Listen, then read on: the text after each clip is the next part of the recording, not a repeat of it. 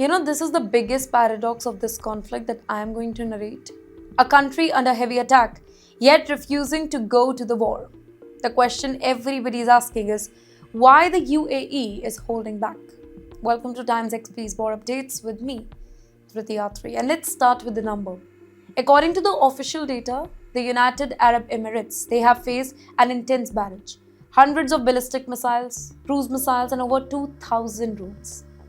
It cannot be a small threat. That is a sustained pressure, and yet the response has been measured, controlled, almost restrained. Picture the first day. Chaos, shock, missiles hitting major landmarks, Dubai International Airport, the iconic Burj Al Arab, and with that, the man-made marvel, Palm Jumeirah. In fact, Jebel Ali Port, that was also not spared. These are not just buildings, right? These are symbols of global trade, tourism, economic power. And still, the UAE did not launch a direct war against Iran. The question is why? Here the answer that lies in geography and economics. The UAE and Iran are not distant enemies, they are neighbors. They share waters. They share trade routes, and most importantly, they share economic ties. In fact, the UAE is one of Iran's biggest trading partners. Billions of dollars move between them every single year. Goods flow through Dubai into Iranian markets. In fact, businesses depend on this connection. Even during tension, this economic bridge, it has never fully broken. Now at the human layer, nearly 500,000 Iranians live and work in the UAE. Families, businesses, economies, in fact communities that go back decades, even before 1979 revolution. This is not just geopolitics, this is deeply personal for them. But wait, there is another level to this story. Tensions have always existed. In fact, since 1971, both the countries have been locked in a dispute over three very small but highly strategic islands: Abu Musa, Greater Tunab, and Lesser Tunab. Tiny pieces of land but sitting at the entrance of Strait of Hormuz. Control here means influence over global shipping. So, again, why not fight? Because the UAE knows the cost here.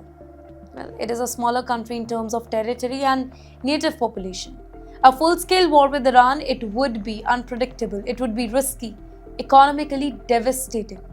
Instead, the UAE has chosen a very different path. Well, strategy over emotions. It has strengthened the alliance, built ties with the United States, hosted bases like Al Dhafra Air Base, and turned itself into a global logistic hub. It has also diversified, by the way, working with countries like India, like Russia, like China. And then came a major shift: the normalization of ties with Israel through the Abraham Accord, a move that changed the regional dynamics overnight and brought the UAE closer to one of Iran's biggest rivals.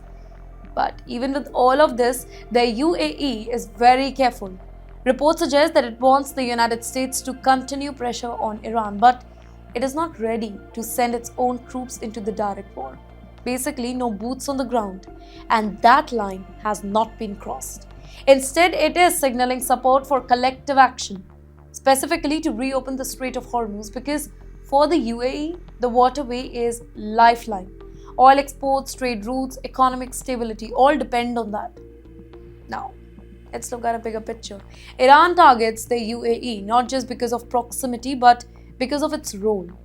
The UAE hosts the US assets, it has ties with Israel. It is a financial gateway.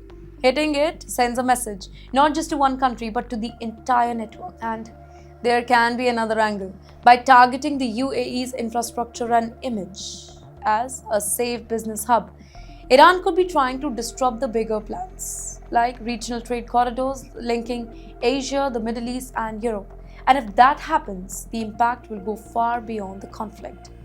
So in the end, the real answer is this: the UAE is not weak. It is calculated. It is choosing survival, it is choosing stability, it is choosing strategy over direct confrontation, because in a region like this, sometimes the smartest move, it is not fighting, but the situation that is fragile.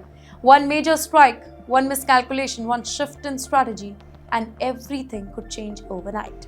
Stay with us, because this quiet restraint, it may not last forever. And if this breaks, the consequences will be massive.